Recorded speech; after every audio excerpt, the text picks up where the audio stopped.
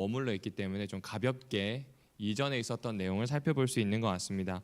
기억절을 한번 좀 살펴보실까요? 제가 세번역 성경으로 읽어드리겠습니다. 그러므로 한 사람으로 말미암아 죄가 세상에 들어왔고 또 그 죄로 말미암아 죽음이 들어온 것 같이 모든 사람이 죄를 지었기 때문에 죽음이 모든 사람에게 이르게 되었습니다 라고 되어 있습니다. 지난 시간에 말씀드린 것처럼요, 어떤 의미에서는 종교는 내세 때문에 생깁니다. 죽음과 그 이유에 대한 질문을 각각 대답하는 것이 종교이기 때문에 그렇습니다.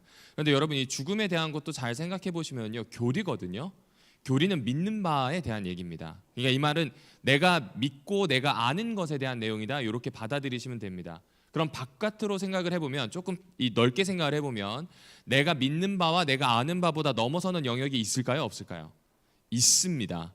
그 중에 하나가 뭐냐면 죽음이에요. 내 세관에 대해서 아무리 교리를 붙잡아 놨어도 그 교리가 죽음 전체를 대변하지는 못합니다. 죄송하지만 이것이 여러분이 가지고 있는 죽음에 대한 어떤 두려움이라든지 혹은 죽음에 대한 여러분의 어떤 관념을 새롭게 바꾸거나 아니면 넓게 하지 못한다는 겁니다.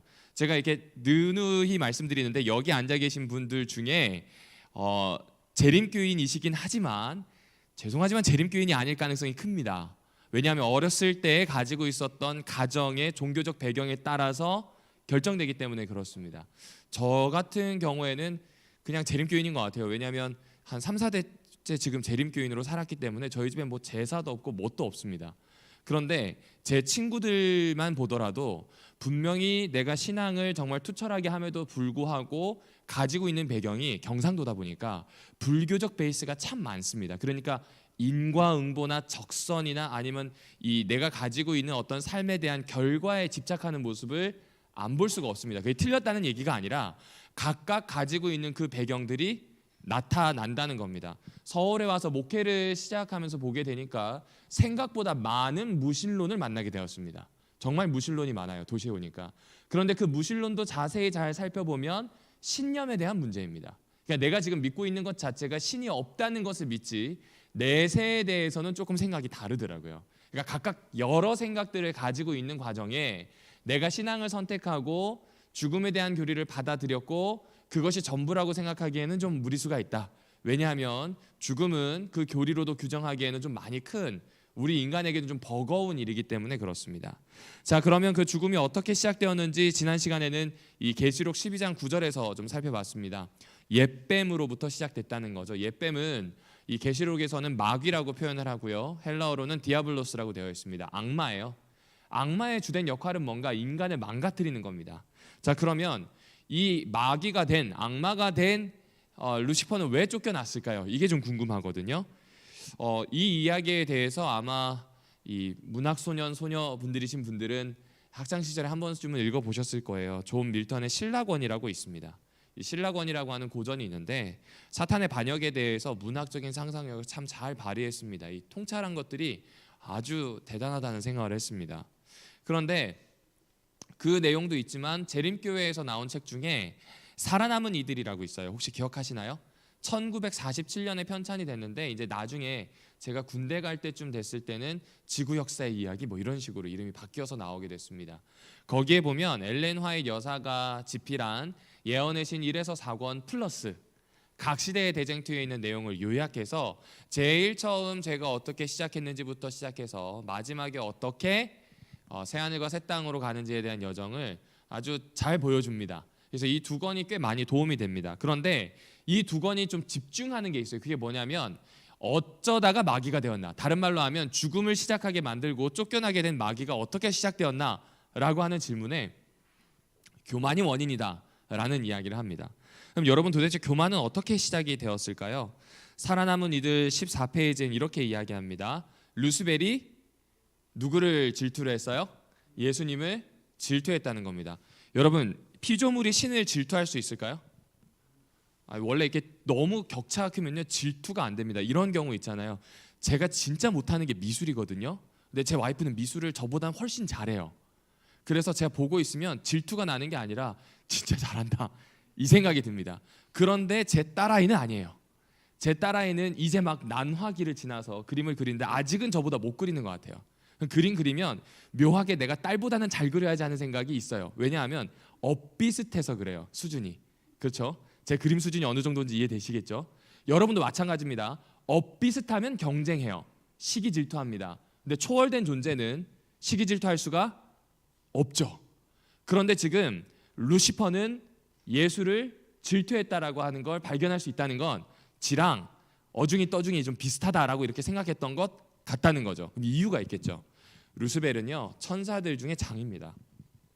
그리고 에스겔서 28장을 지난 시간에 살펴본 걸 보시면 본인이 얼마나 아름다운지, 본인이 얼마나 탁월한지를 본인이 알아요.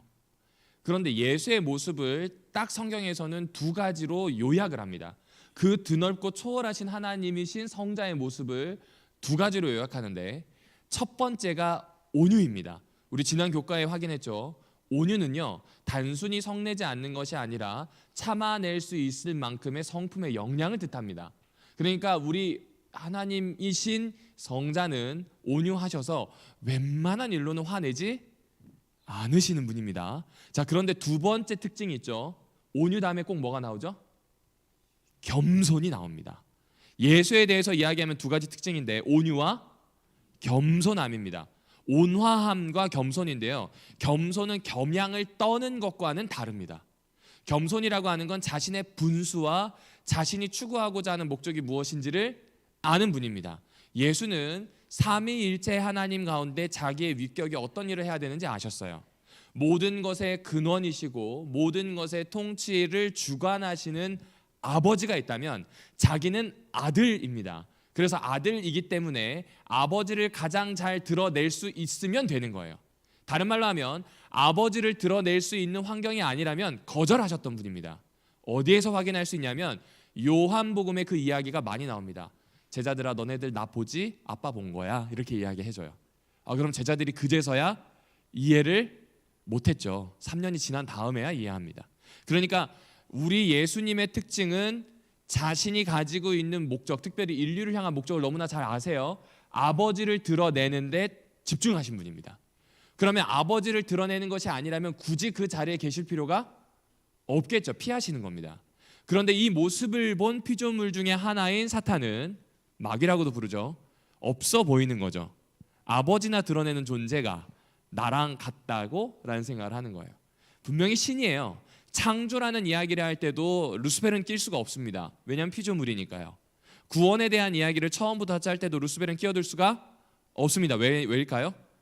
피조물이니까요. 그러나 성자이신 우리 예수님은 그곳에 들어가십니다. 하나님이시고 인류의 구속사에서는 아버지의 모습을 드러내는 분이실 뿐이지만 하나님이시기 때문에 그래요. 그 차이를 잘못 인식한 겁니다. 그 잘못 인식한 그는 하나님이신 예수 성자보다 본인이 낫다고 생각한 겁니다. 그래서 뭐 하기 시작해요? 시기와 질투를 하기 시작하고요. 그 다음부터는 여러분이 잘 알고 계시는 것처럼 여차저차해서 하늘에서 쫓겨나게 됩니다. 자, 그럼 이제 하나가 더 있죠. 왜 뱀의 모양으로 나타났을까요, 여러분? 뱀의 모양으로 나타난 이유가 무엇일까요? 이 살아남은 이들 27페이지에는 이렇게 이야기합니다. 사탄이 한마디로 얘기하면 분노해가지고 도전하기 위해서 선택한 게 뱀의 모양이다라는 이야기를 해주고 있습니다. 여기에서 뱀의 모양으로 나타난 이유에 대해서 설명하지 않지만 그렇게 나타나서 아담과 하와를 유혹하는 이유, 꼬드기는 이유가 있어요. 다 똑같이 죽을 환경이 되면 하나님이 지 목숨 부지하도록 도와주시지 않겠는가라는 생각을 했다는 겁니다. 뭐 그럴 수 있을 것 같아요. 그런데 에덴 이야기에서 주목해야 될 것이 있는데요. 이 에덴 이야기에서 주목해야 될 부분은 이런 부분들입니다. 하나님께서 인간을 창조하시고 인간에게 가지셨던 목적에 대한 부분을 좀 주목해야 됩니다. 뭐 예를 들면 인간에게 할 일을 주셨어요. 그렇죠? 할 일을 주셨어요. 저희 노동합니까 안 합니까? 하죠. 그 노동이 그냥 밥벌이가 아니라 하나님이 보시기에는 이 세상을 경작하는 일입니다. 내일 당장 지구가 멸망하더라도 사과나무 하나 심는 것과 똑같은 것으로 보아주신다는 거죠. 왜냐하면 인간의 노동이 이 땅에 있는 것들을 새롭게 바꾸어가는 일로 보아주시기 때문에 그렇습니다. 두 번째는 인간은 동물을 돌보아야 하는 것으로 이야기합니다. 우리와 다르게 이 피조 세계에 있는 동물과 식물을 돌보는 것이 인간의 일이다. 뭐 이렇게 이야기해주고 있는 겁니다. 그리고 세 번째는 가족을 이루어야 합니다. 가족을 이루는 이유는 삼위 하나님의 관계를 그대로 배울 수 있는 게 가족이기 때문에 그렇죠. 왜 이 말씀을 드리냐면 이런 모든 일들을 한마디로 요약하는 핵심적인 이 에덴 이야기의 사상이 하나 있습니다. 그게 뭐냐면 이 모든 게 사실은 할 수도 있고 안 할 수도 있다는 겁니다. 죄송하지만 여러분, 일할 수도 있고 안 할 수도 있죠. 할 수밖에 없는 이유는 없어요. 지금 당장 그만두실 수 있어요. 우리의 선택은 그만큼 강력한 겁니다. 그렇죠? 여러분이 가정을 이룰 수도 있고 안 이룰 수도 있습니다. 이룬 가정도 깰 수도 있고 안 깰 수도 있습니다. 이게 목사가 미쳐가지고 이상한 얘기를 하는 게 아니라 그만큼 우리가 가지고 있는 선택이 강력하다는 이야기를 하는 겁니다. 왜냐하면 그 모든 이야기를 어디로 가져가냐면 인간 세계는 선악을 알게 하는 나무의 열매에 다 설명이 된다는 겁니다. 하나님을 선택할 수도 안 선택할 수도, 하나님이 만든 도덕이라는 그 법칙을 따라갈 수도 안 따라갈 수도 있도록 만들어진 존재가 누구인가? 사람이다라고 하는 거죠. 그리고 이때 하나님께서 사용하신 방법이 있습니다. 불순종하면 죽는다를 한글 성경에서는 반드시 죽는다라고 되어 있어요. 우리나라는요, 꾸미는 말이 잘 되어 있는 편이에요. 그래서 반드시 죽는다라고 하면 되지만 히브리어는 그렇게 꾸미는 말이 별로 없어요. 그래서 무트라고 하는 죽는다를 반복해서 해놨습니다. 여러분, 신약에서도 보면 진실로 아멘 아멘이라고 하는 이 이야기가 나오면 예수께서 하시거나 아니면 예언 중에 하시는 이야기 중에 반드시 일어날 일, 이루어질 일, 주목해야 될 일이잖아요. 똑같은 것처럼 히브리어로 무트 죽으리라 이 이야기는 꼭 죽는다는 이야기입니까? 안 죽는다는 이야기입니까? 죽는다는 이야기죠. 만약 먹지 말아야 되는 이 나무의 열매를 먹으면 무트 죽는다 이 이야기를 해주고 있는 겁니다. 그러니까 쉽게 이야기하면 사탄이 들어와서 인류를 꼬신 이유는 한마디로 이야기하면 처음부터 끝까지 하나님을 거절하도록 만드는 그 능력을 최대한 선택하도록 만들기 위해서 들어왔다는 겁니다. 그래서 어떤 존재를 사용하냐면 3장 1절에 나오는 것처럼 뱀을 사용하는 거예요. 뱀은 가장 간교하다라고 되어 있는데 원래 단어는 아룸입니다. 아룸은 뭐냐면 신중하다, 깊이 생각하다, 똑똑하다라는 겁니다. 자, 이제부터 조금 집중해서 들어주셔야 됩니다. 여러분, 이런 이야기입니다. 3장 1절에 보면 뱀이 와가지고 이런 얘기하죠. 하나님은 무트 먹으면 먹는다. 먹으면 어떻게 된다고요? 죽는다. 이 이야기를 했어요. 근데 뱀이 하와에게 이야기할 때 뭐라고 이야기하죠? 3장 1절을 보아주실까요? 창세기 3장 1절에 보면 야, 이거 먹으면 어떻게 돼? 라고 묻는 장면이 나옵니다. 어떻게 이야기하죠?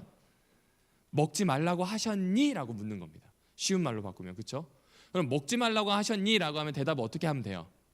네 라고 하면 됩니다. 경찰들도 취조를 할 때요, 네 아니오로 대답하는 질문을 별로 주지 않습니다. 처음에는 네 아니오로 시작하다가 이 진술을 하도록 만드는 질문을 하게 돼요. 그 질문 중에 하나가 뭐냐면 맞는 것을 틀리게끔 물어보는 겁니다. 그러면 사람은 그걸 설명하고 싶어 해요. 그렇죠? 그러면서 진술이 시작되는 겁니다. 뱀도 지금 똑같아요. 뭐라고 이야기하냐면 먹지 말라고 하셨지?가 아니라 먹지 말라고 하셨어? 라고 물어본 거예요. 그러니 사람이 어떻게 해요?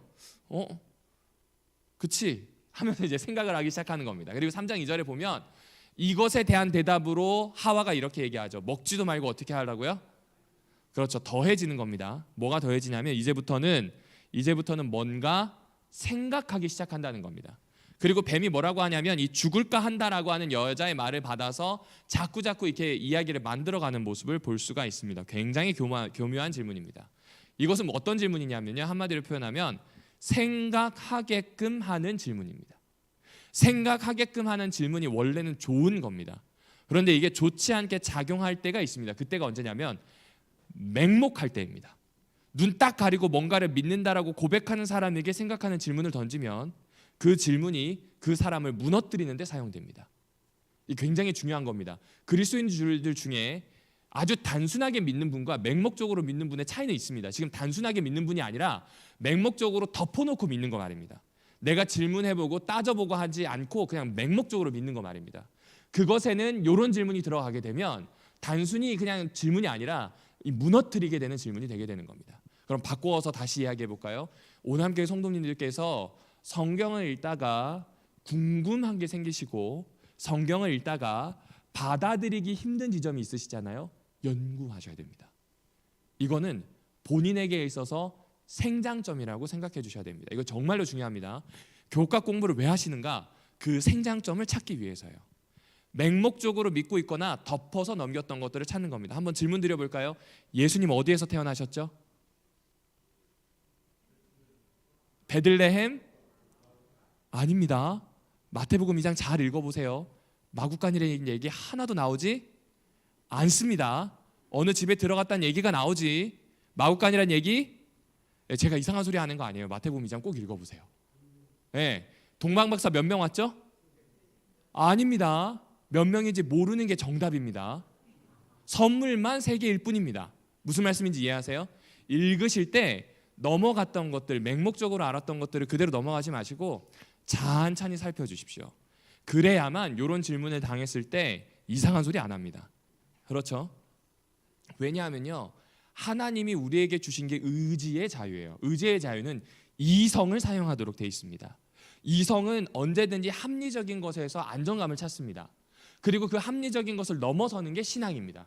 다른 말로 하자면 합리적인 걸 넘어서야 신앙으로 갈 수 있습니다. 무조건 맹목적으로 신앙을 가는 건 그건 신앙이 아닌 겁니다. 합리적인 것 다음에 내가 해결하지 못하는 신비의 부분을 하나님께 온전히 맡기고 의탁하는 것, 믿는 것, 그게 신앙이에요. 왜 그렇지 않다면 하나님이 우리에게 굳이 이성을 주실 필요가 없습니다. 만약 그럼에도 불구하고 주셨다면 우리는 그냥 머리를 액세서리로 달고 있는 것뿐이죠. 필요가 없으니까요. 그렇죠? 다시 말씀드릴게요. 여러분이 가지고 있는 이성을 잘 사용하셔서 합리적으로 어떤 부분까지는 알아내셔야 해요. 그런데 중요한 건 우리는 하나님을 한 번도 본 적이 없죠. 그분의 기적이 어떻게 나타났는 걸 기록으로는 읽었지만 눈으로 보고 경험한 적은 없다는 겁니다. 그래서 이 부분을 믿어야 할 때 어디까지 어떤 방식으로 내가 알고 어느 부분 이후에는 하나님께 의탁해야 될지를 결정하셔야 됩니다. 그래서 그냥 읽지 마시고 덮어놓고 믿지 마시고 하나씩 찾아보시는 일이 필요합니다. 자, 그럼 다시 이제 이야기로 돌아올게요. 여러분, 한마디로 얘기하면 사탄이 접근하는 게 실증적인 방식이에요. 실증이 뭐냐면 증거 있어? 이거예요. 증거 있어? 여기 죽은 사람 있어? 우리는 알죠. 하루에도 몇 명씩 죽는 걸 알고요. 또 교우분이 돌아가셨을 때 장례를 하면서 죽음에 대해서 생각을 하죠. 그런데 아담과 하와 때는 죽은 사람이 없어요. 생명이 완연할 때입니다. 그러니까 실증적으로 나타난 게 하나도 없죠. 경험적으로 혹은 이 죽음을 경험한 사람이 아담과 하와 시절에 있었을까요? 없죠. 이 실증과 경험에 대한 질문을 하는 겁니다. 실증과 경험에 대한 질문을 하니까 아담과 하와는 흔들리게 되는 것 같습니다. 당장은 죽지 않았기 때문에 그렇습니다. 이런 것을 귀납적 방법이라고 합니다. 경험한 것들을 토대로 결론을 내는 거죠. 우리는 알고 있습니다. 이런 귀납적인 방법이 옳지가 않죠. 왜냐하면 과학 실험도요, 어떤 것들을 막 데이터를 모은 다음에 결론이 이겁니다 하는데 얼마 후에 바뀝니다. 예를 들면 심장병이 그렇죠. 사람들이 심장병 데이터를 이렇게 모았대요.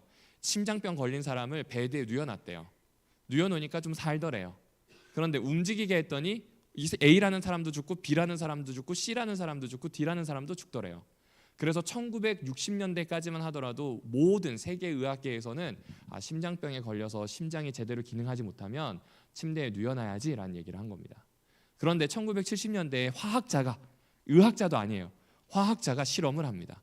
어떤 실험을 하냐면 심장에 이 관상동맥에 문제가 있거나 판막이 잘 열리지 않는 사람들을 한번 운동을 시켜본 거예요. 한두 사람, 세 사람, 한 100사람 정도, 1000사람 정도의 데이터가 쌓이고 보니까 운동을 하니까 생각보다 많은 사람들이 더 좋아졌다는 걸 알게 된 겁니다. 이걸 의학계의 논문으로 발표했는데 의사들이 받아들였을까요? 안 받아들였죠. 그런데 지금은 어떻습니까? 심장병 걸리신 분들 움직이게 하나요? 아니면 누워놓나요? 그렇죠. 바뀝니다. 우리가 알고 있는 귀납적인 것들, 어떤 경험이나 결과들을 모아서 새로운 결론을 도출하는 방식이 완전하지 않다는 거 우리는 알아요. 근데 고대 이때는 이 실증적인 방식에 대한 걸 잘 모를 때, 아무리 지혜롭다고 하더라도 죽음이라고 하는 것 자체가 그저 막연할 때의 일입니다.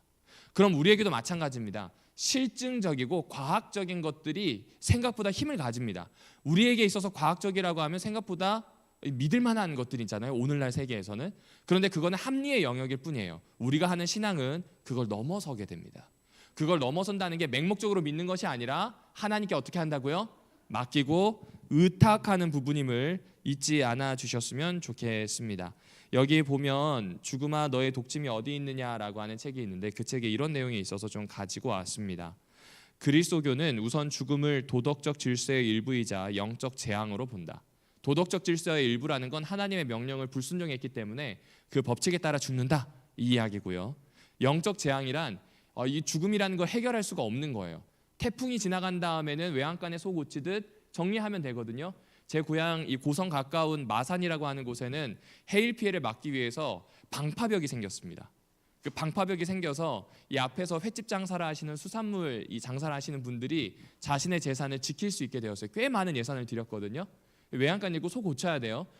소 잃고 외양간 고쳐야 돼요. 그런데 지금 여기에서 보면 죽음은 그런 일도 할 수가 없다는 이야기를 해주는 겁니다. 이를 적절히 표현하기는 불가능하다. 하지만 결국 인간이 죽음을 원했다고, 하나님이 대가 없이 사랑과 기쁨으로 주신 생명을 인간이 원하지 않았다고 기독교에서 가르친다는 겁니다. 맞죠?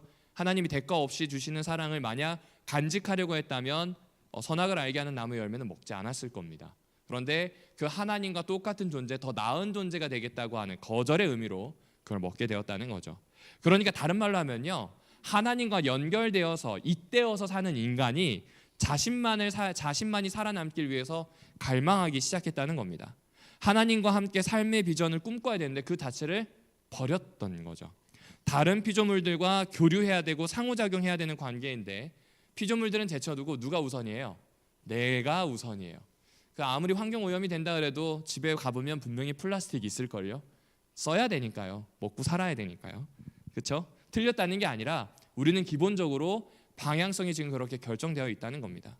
그래서 자기도 모르게 불가피하게 내가 살고 있는 세계를 내 마음대로 해야 된다는 그 생각에 노예처럼 좀 의존하고 있습니다. 특별히 이것을 드러내는 게 뭔가?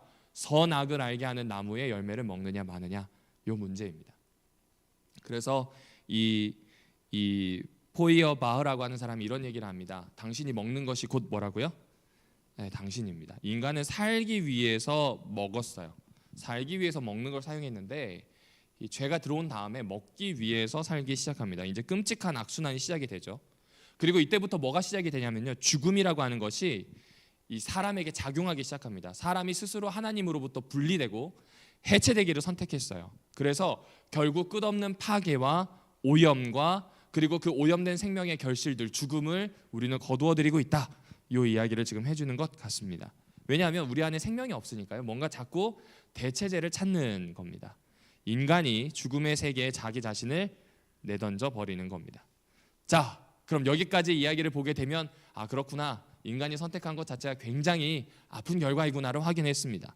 그럼 여기서 하나의 더 질문이 있죠. 여러분, 이 죽지 않는다라고 하는, 죽어도 죽지 않는다라고 하는 이 영혼불멸 사상은 어떻게 발전했을까요? 이걸 좀 찾아보았습니다. 아주 긴 역사고요. 페이지만 해도 엄청난 페이지의 기록들이 있는데 그거를 좀 요약하면 다음과 같습니다. 첫 번째는요, 자연 종교입니다. 고대 자연 종교는요, 무서워서 생긴 거예요. 다시 말씀드릴게요. 뭐 때문에 생겼다고요? 무서워서 생겼어요. 천둥도 무섭고 바다의 큰 해일도 무섭고 동물도 무섭고 날이 뜨거운 것도 무섭고 날이 차가운 것도 무서워서 생겼어요. 왜냐하면 이걸 극복할 수 있는 방법을 모르니까요. 그래서 고대 자연 종교에서는 죽음에 대해서도 두려움을 가지고 있었습니다. 그래서 탄생과 쇠퇴의 과정은 영원히 반복되거나 흐른다라고 하는 개념을 아니면 무서운 거죠. 오늘 제가 만나고 있는데 제가 갑자기 죽어버리면 이대로 끝나거든요.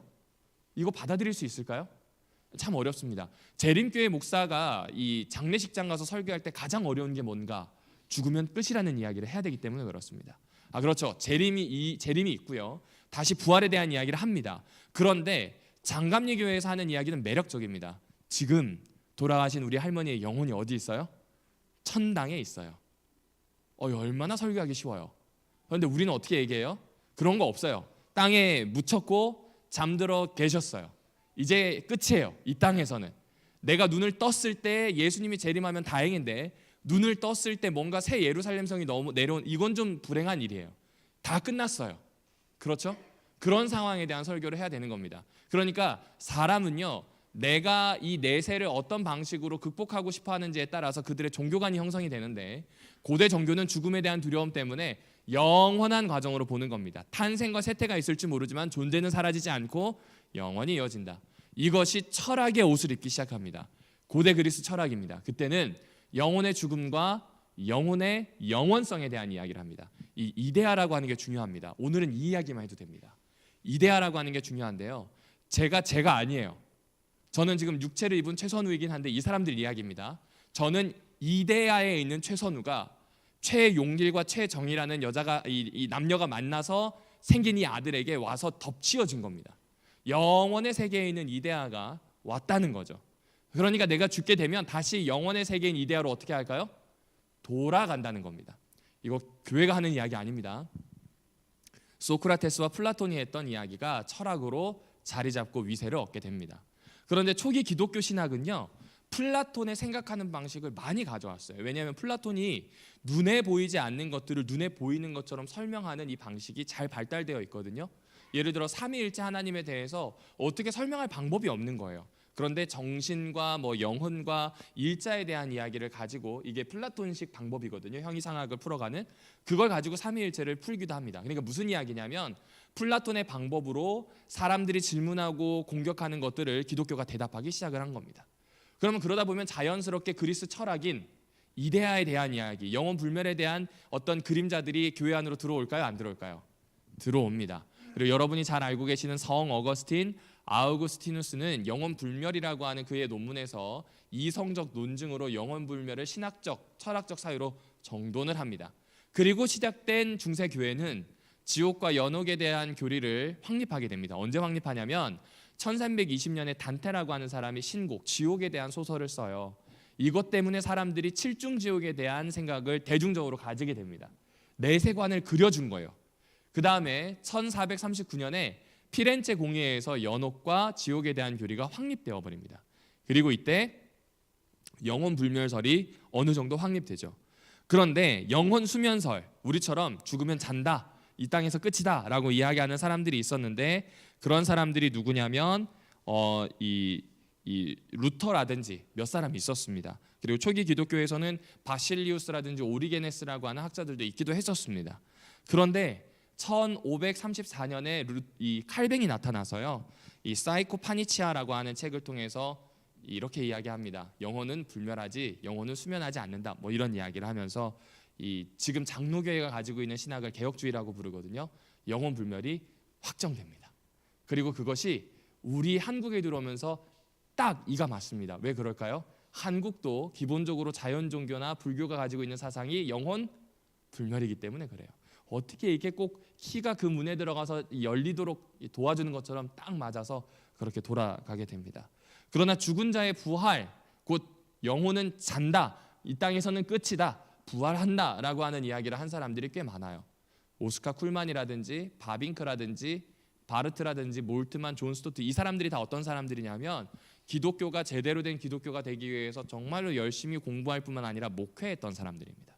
그 사람들의 책이 여전히 목회자들에게도 읽히고요, 아주 좋은 책들이 많습니다. 아무튼 그렇습니다. 그런 이야기로 지금 흘러왔다는 거죠. 그런데 성경에서 보게 되면 죄의 결과를 이렇게 표현합니다. 하나님을 피하는 것으로 나타나고요, 그리고 자신의 수치를 알게 되어서 치마를 만들고 가리는 것으로 나타나고요, 책임을 전가하죠. 제 와이프가 그랬어요, 뱀이 그랬어요, 이 방어 기제로 나타나고요, 임신의 고통과 평생의 수고와 그리고 제일 마지막에 나타나는 게 죽음이라고 하는 것으로 나타나게 되었다, 이렇게 보시면 됩니다. 자, 그러면 오늘 이야기를 이렇게 쭉 요약을 해보겠습니다. 간단하게 이야기하면 교만과 죄의 시작은 이 피조물과 신의 관계를 잘못 설정한 루시퍼 때문에 시작이 되었다. 그리고 이 땅에서 죽음이 시작되게 된 것은 뱀이라고 하는 존재가 나타나서 과학적이고 실증적인 질문을 우리에게 던졌다는 겁니다. 우리는 그게 지금 여전히 작동해요. 과학적이고 실증적이다 하면 믿을만하다라는 생각을 하시잖아요. 그런데 그것이 늘 옳다는 건 아닙니다. 왜냐하면 귀납적 방법이기 때문에 그래요. 여러 가지 경험들로 하나의 공통적인 결론을 찾아내는 것이 늘 옳지만은 않다는 걸 우리는 알고 있기 때문에 그렇습니다. 성경에서 이야기하는 건 그런 거 다 떠나서 죽음이라고 하는 것에 대해서 생각을 해봐라. 죄의 결과인 죽음이 우리를 소멸시키고 사라지게 하는 것이다, 이 부분을 좀 인지하고 견지한 상황에서 읽어달라는 걸 얘기해주고 있는 겁니다. 자, 그러면 죽음에 대한 이야기를 조금 더 하고 마무리하도록 하겠습니다. 죽음아 너의 독침이 어디 있느냐라고 하는 책에선 이렇게 얘기합니다. 맨 마지막으로 멸망받을 원수는 누구일까요? 죽음입니다. 맨 마지막으로 우리가 정복해야 되는 원수는 누구라고요? 죽음입니다. 기독교에서 죽음은요, 멸망받아야 할 원수입니다. 이로 인해서 우리는 영혼불멸의 관점에서 벗어날 수가 있습니다. 영혼불멸 사상은요, 우리가 죽음에 익숙해지도록 하는 겁니다. 맞습니다. 죽음을 준비하는 것과 익숙해지는 건 달라요. 받아들여서 그냥 살게 되면 그냥 종교는 도덕적인 이야기하고 끝나요. 윤리적인 이야기하고 끝나요. 여기 앉아 계신 집사님, 장로님들 가셔서 십계명에 나오는 것처럼 도덕적으로 잘 살면 복 받으실 거예요가 종교가 되는 겁니다. 그런데 기독교가 다른 이유는 뭐냐면 죽음이 원수이기 때문이라는 거죠. 이 죽음이 원수인데 이 원수인 죽음을 누가 이기셨냐면 예수가 이기시고 우리를 자유롭게 했다는 이야기를 하는 겁니다. 참으로 예수님은 이 죽음과 원수가 되셨는가 알 수 있다는 거죠. 친구 나사로가 죽었을 때를 생각해 보세요. 예수님이 우셨어요. 왜 우셨을까요? 슬퍼서요? 맞아요. 슬퍼서요. 자기 친구를 죽음이라는 원수에게 빼앗겼기 때문에 그렇습니다. 그래서 예수님이 이렇게 얘기하지 않으셔요. 그래, 그는 이제 고단하고 고통스러운 삶에서 벗어나 지금 천국에 있다. 그러니 다 괜찮다 라고 말씀하지 않으십니다. 우리를 위로한다는 그 생각을 가지고 일반적으로 장례식장에서 울려 퍼지는 어떤 종교적인 위로가 예수님에게는 없었다는 것을 우리가 주목해야 됩니다. 복음서에 따르면요, 죽음의 원수를 누르고 부활시키셨습니다. 이게 굉장히 중요합니다. 우리가 더 좋은 것을 향해 해방되는 길이라고 여겼던 것이 바로 무엇이냐면 죽음에서부터 생명을 얻도록 만드는 부활에 있다는 겁니다. 이 굉장히 중요한 포인트입니다. 그게 없다면 기독교는 기독교가 아닙니다.